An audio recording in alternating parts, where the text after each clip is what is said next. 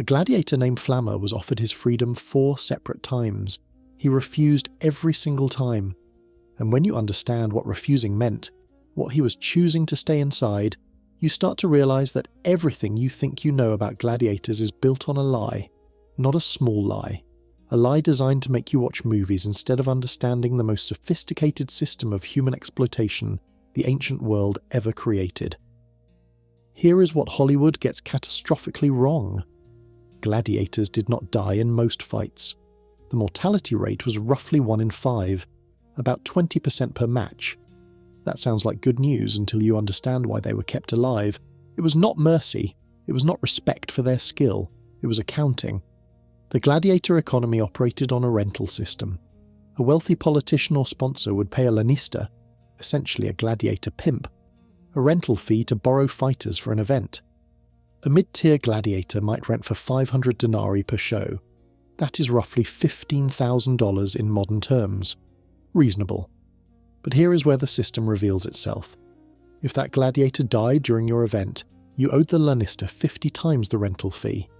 That $15,000 rental just became a $750,000 invoice.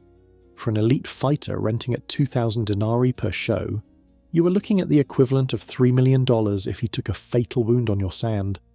This was not entertainment, this was a financial instrument wearing armour. The entire gladiatorial system was designed around a paradox that makes the institution even darker than simple blood sport. Every major player, the Lanista who owned the fighters, the sponsor who rented them, even the emperor who regulated the games, shared a single incentive: keep the gladiators alive. Not because they valued human life, but because dead gladiators represented catastrophic financial loss. An elite gladiator cost approximately 173,000 denarii to purchase and train. In modern currency, that is roughly $6 million.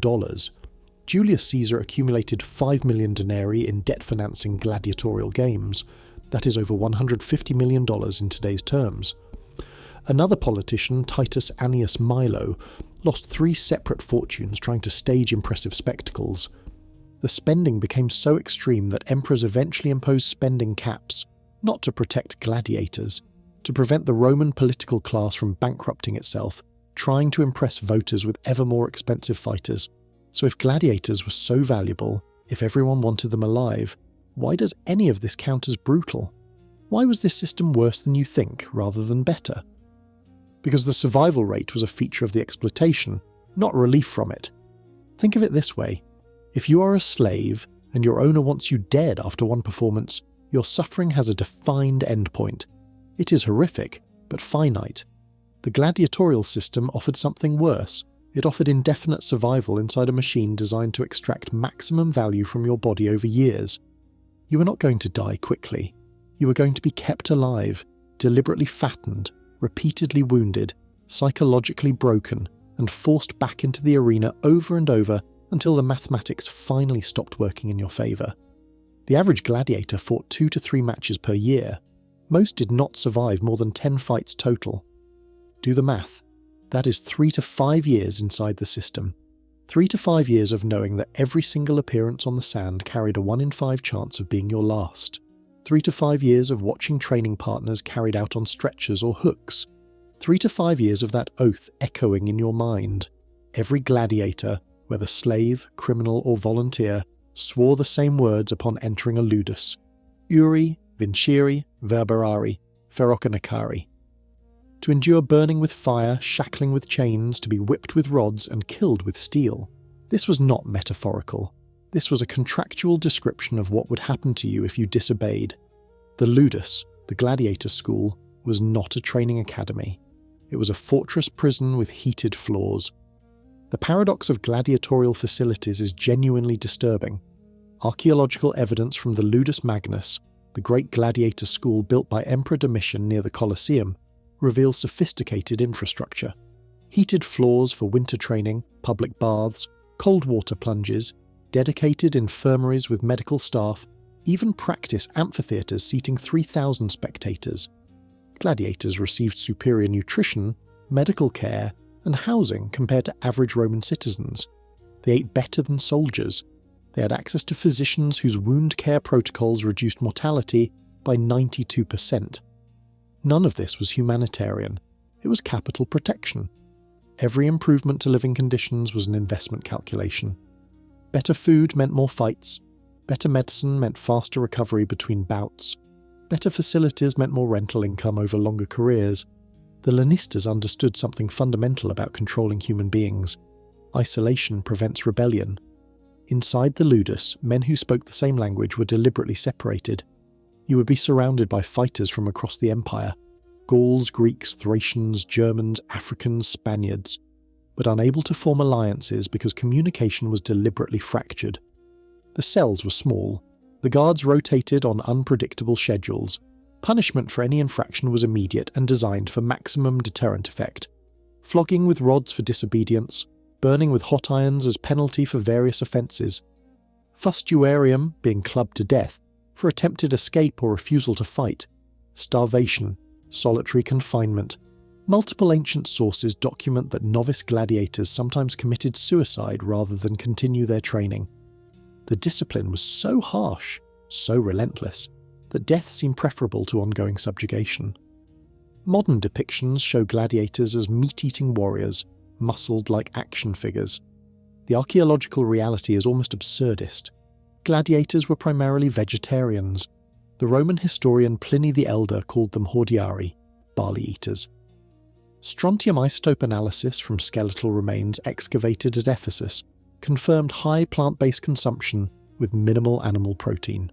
Their documented diet consisted of barley as the predominant grain, dried beans and legumes, oatmeal and pulse, a form of porridge, ash and dried fruit, calcium supplements derived from charred plant or bone ash. This was not cost-cutting, this was deliberate physical engineering. The carbohydrate-heavy diet served a specific purpose that reveals the truly calculated nature of gladiatorial spectacle. Extra subcutaneous fat created multiple advantages for the system. First, nerve protection. The fatty layer reduced exposure of nerve endings to shallow cuts, meaning fighters could sustain visible wounds without debilitating pain that would end matches prematurely. Second, bleeding aesthetics. This is where the system becomes genuinely disturbing. Surface wounds on fattened fighters bled dramatically for crowd appeal while remaining relatively superficial. The audience saw blood. The fighters stayed alive. Everyone got what they wanted except the man being cut. Third, energy efficiency. Complex carbohydrates provided sustained energy for prolonged combat, allowing fights to last longer, increasing entertainment value and crowd satisfaction. As Harvard classicist Kathleen Coleman observed regarding this dietary strategy, the Romans certainly knew about the link between diet and performance, and they wanted to fatten gladiators up. The gladiator body was not a warrior's body. It was a product designed for maximum spectacle with minimum fatal damage. You were a renewable resource being optimized for recurring revenue. The physical burden extended beyond diet. Different gladiator types wore different helmets, each representing a brutal compromise between protection and function. The Murmillo helmet enclosed the entire head with small eye slits resembling a fish head. Excellent facial protection, severely restricted peripheral vision, limited breathing. The Circuita helmet, worn by fighters specifically matched against net-wielding retiari, was smooth and rounded to prevent nets from snagging on edges. The same vision-restricting eye slits remained. The same heat accumulation during prolonged combat. Archaeological analysis of gladiator skeletal remains reveals something remarkable about how these vision restrictions shaped combat. Wounds cluster on predictable locations, primarily the left side of the face and cranium, indicating face-to-face combat with right-handed opponents using standardized striking patterns. Contemporary sources describe gladiatorial fighting styles as elegant and economical, rather than chaotic brawling. This was not complementary. It meant fights followed predictable choreography that worked within the constraints of restricted vision. You could only fight certain ways because you could only see certain angles. The most significant archaeological evidence for what gladiatorial life actually involved comes from a cemetery discovered at Ephesus in modern Turkey. A minimum of 68 individuals were excavated from this site. Bone does not lie about violence. 11 individuals exhibited well-healed antemortem cranial trauma, skull injuries that had healed before death. These men had survived previous head wounds, recovered, then returned to fighting. 10 individuals showed cranial injuries at or around time of death. skeletal structure across the cemetery showed exceptional muscular development consistent with specialised training regimens. These bones tell a story. Men survived serious head wounds. They healed. They went back in. They kept fighting until mathematics caught up with them. In 2025, British archaeologists announced a groundbreaking finding: the first direct osteological evidence of human-animal gladiatorial combat. At Driffield Terrace in York, researchers excavated over 80 young, exceptionally robust male skeletons. Most showed decapitation injuries, high frequency of healed injuries to head, face, fingers, and vertebrae. Tooth enamel analysis revealed fighters originated from across the Roman Empire. One skeleton stands apart. A male aged 26 to 35 bore bite marks consistent with a large lion. This individual also showed spinal inflammation from overloading and back stress. Evidence of childhood malnutrition that he had recovered from in adulthood. Lung and thigh inflammation. This is not Hollywood fantasy. This is scientific verification that condemned prisoners, and perhaps some gladiators, were forced into combat with starved predators. Not everyone in the arena was a trained gladiator. The institution included a parallel track of pure extermination.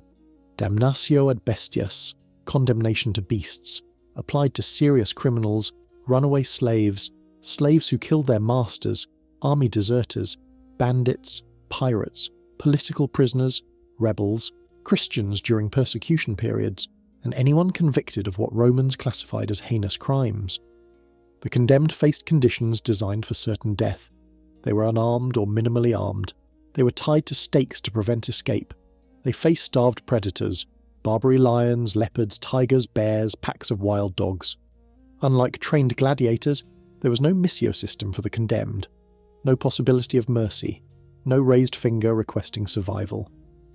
One anecdote from Cicero describes a single lion slaughtering 200 prisoners in one event. Even accounting for Roman exaggeration, the scale of carnage was designed to be absolutely horrific. The terror of facing wild beasts drove condemned prisoners to extraordinary measures documented in ancient sources.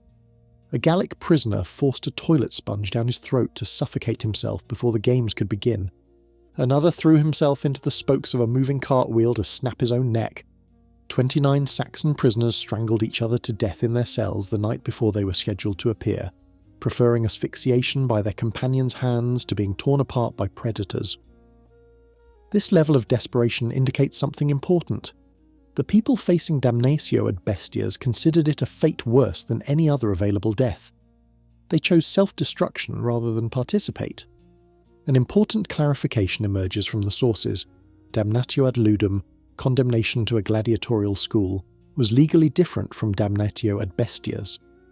A criminal could be sentenced to serve 3 to 5 years as a gladiator. This was essentially slavery with training. Such prisoners received the same training, housing, food, and medical care as other gladiators. If they survived the contract term, they earned freedom. This was punishment through slavery, not guaranteed execution. Many Roman citizens sentenced to the arena faced damnatio ad ludum, not damnatio ad bestias. This explains why some gladiators accumulated substantial career records. They were serving sentences. Survival was theoretically possible. Freedom waited on the other side. Emperor Hadrian found it necessary to remind magistrates that condemned prisoners should be dispatched immediately, or at least within the year. The fact that he needed to issue this reminder indicates that even death sentence prisoners were being treated as investments rather than disposable punishment vessels. The Lanista was the linchpin of the entire system and universally despised. A Lanista was simultaneously trainer, owner, manager, entrepreneur and administrator. Often a retired gladiator himself, he personally taught combat techniques while purchasing or acquiring fighters through slavery, war or criminal sentencing. He scheduled fights, negotiated contracts with sponsors, rented fighters to various editors, managed facilities, staff, physicians, masseurs, cooks, and security. The economic model was elegant and exploitative. The Lanista owned the fighters. Rich sponsors paid rental fees based on skill and record. If a fighter died, the sponsor paid 50 times the rental fee. The Lanista retained recurring rental income as long as fighters survived. A champion might fight 4 to 6 times per year, generating 4 to 12,000 denarii annually for his owner. substantial wealth that incentivized keeping fighters alive and fighting repeatedly. Despite this wealth, Lanistas occupied a uniquely despised social position. One Lanista attempted self-improvement by calling himself a negotiator familiae gladiatoriae, business manager of a gladiatorial troupe, but contemporaries equated the profession to pimping, profiting from human bodies without personal risk. Romans valued personal courage above almost all other virtues. The Lanista embodied cowardice through profit. He sent others to face death while counting coins. He made money from men he had stripped of rights, autonomy, and often hope. Moral contempt regardless of wealth. While vastly outnumbered by male fighters, female gladiators existed across the Roman world. Literary and epigraphic sources include references by Roman writers such as Nicholas of Damascus. Inscriptions survive from various provinces. A marble relief from Halicarnassus, modern Bodrum in Turkey, depicts two named female fighters, Amazon versus Achillea. Both are armed with swords and shields, bare-breasted, and notably, neither killed in the bout. Physical evidence includes a discovery in London announced in the year 2000. The Great Dover Street Woman, cremated remains of a woman buried with expensive oil lamps, evidence of a luxurious funeral feast, and pine cones burned to purify the arena. All indicators of a respected, possibly celebrity gladiator. A statue in a Hamburg museum shows a woman in triumphant pose with a raised sika, the curved dagger, bare-chested, wearing only a loincloth. Female participation was controversial enough to warrant legal restriction.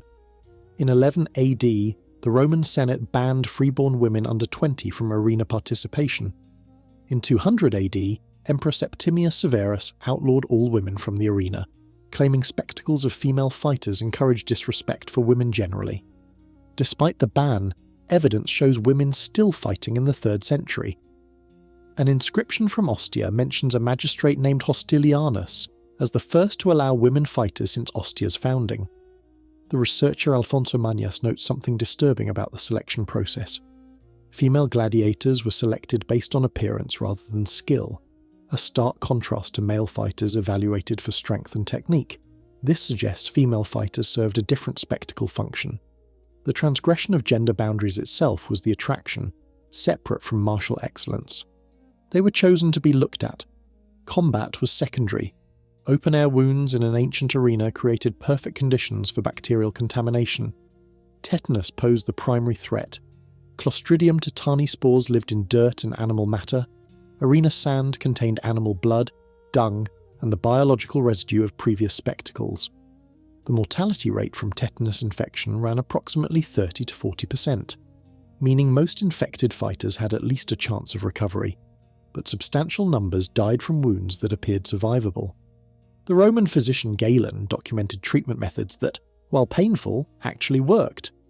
Wine and vinegar washing created an acidic environment hostile to pathogens. Linen bandages soaked in acidic solution maintained antimicrobial conditions. Sponge absorption collected excess fluid to prevent bacterial growth. Galen noted that if proper treatment began within days of injury, wounds could begin healing within 2 to 4 days without complications.